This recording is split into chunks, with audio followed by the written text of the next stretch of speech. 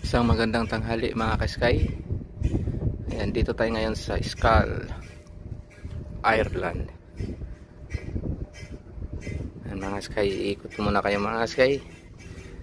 Medyo maliit lang yung community dito pero ang gaganda ng mga bahay.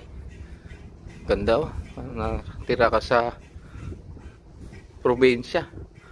Ayan oh. Isa dito sa pinakamayamang lugar sa parting Europe.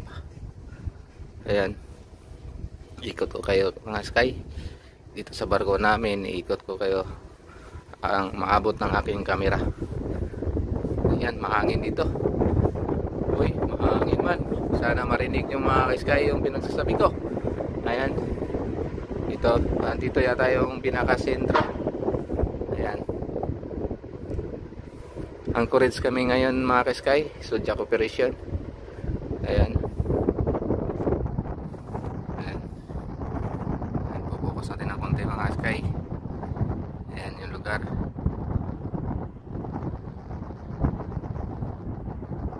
Ang ganda mga ka-sky. Saka hindi na masyadong kalamigan dito. Kaya na hindi ka na magdoble ng mga jacket. Angkor kami. Starboard anchor. Balik tayo ng ikot mga sky. Punta na naman tayo sa likuran.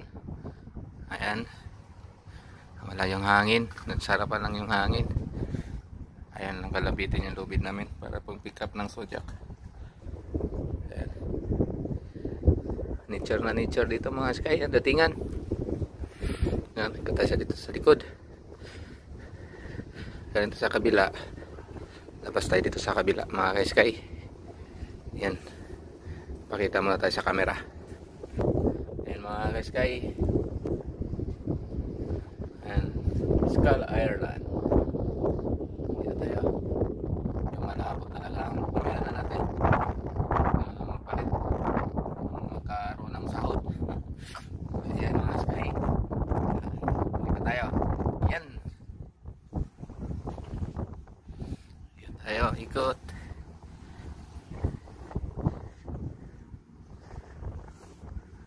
Ito talaga ang pinapasok ng mga gaya namin mga expedition ships mga ka-sky. Yung mga liblib na lugar, yung mga kakaibang mga pupuntahan. Ayan. So kayang pasukin ang barko namin. Saka ito yung gusto ng mga pasahero kasi nagsusodyak sila, parang adventure din ba. At matatanda ng mga pasahero.